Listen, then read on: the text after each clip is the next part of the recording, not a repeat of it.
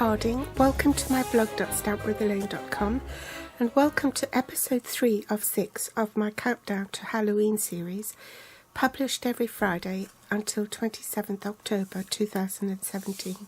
Today I have a cute little Halloween party invitation measuring 3 by 3 inches, which will fit into these 3 by 3 inch envelopes, which you can find on page 44 of the new autumn winter catalogue. I'm using the Graveyard Gate stamp set. You need a Stamp-A-Majig to help position your stamp when you're stamping on this tiny bit of card. So the pumpkin pie has been cut at 3 inches by 6 inches, that's 7.6 centimetres by 15.2.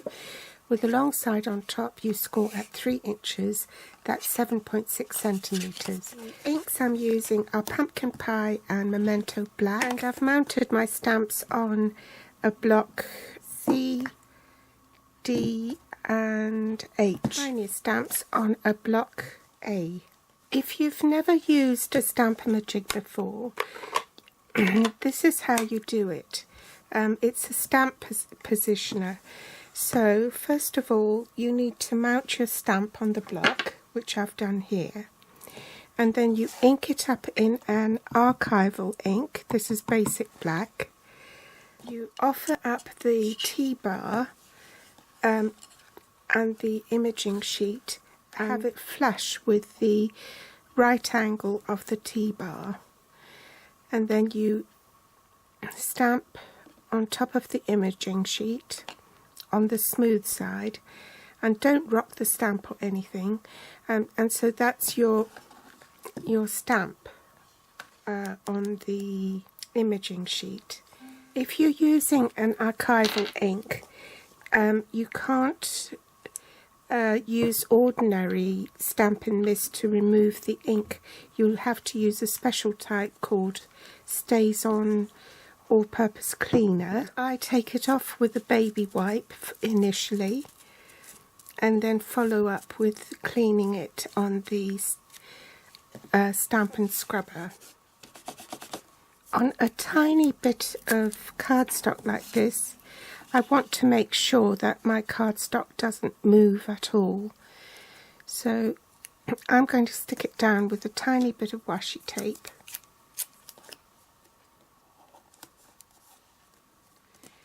Take my imaging sheet and I'm going to line it up on my cardstock, then put the T-bar over flush with the corner of the imaging sheet, ink up my stamp in Pumpkin Pie,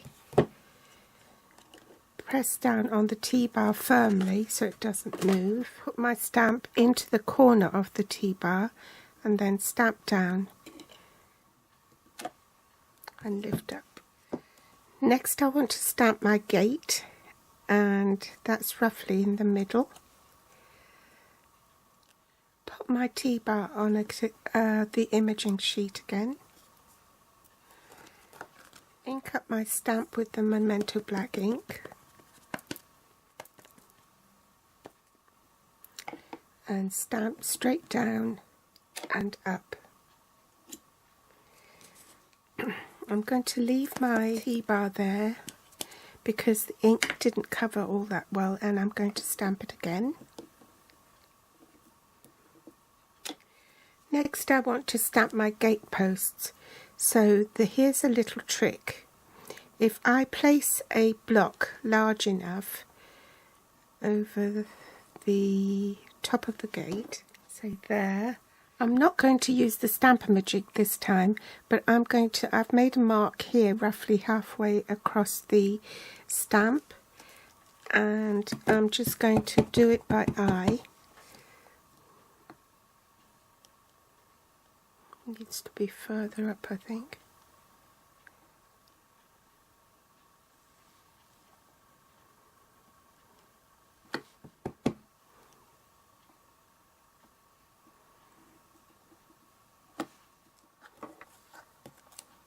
Bother, I've missed out that bit because of the washi tape covering it, so I'm just going to colour that in by hand.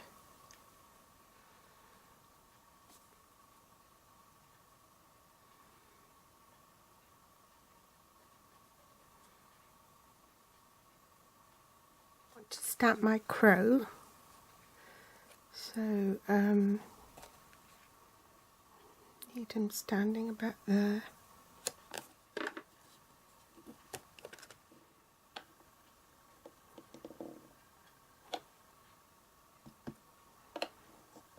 Then I'll stamp the bats randomly.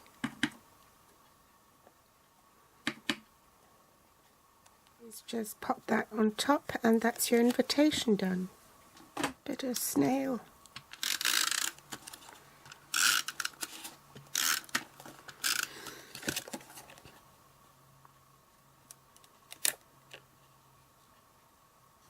Then on the back of the envelope you can stamp some bats.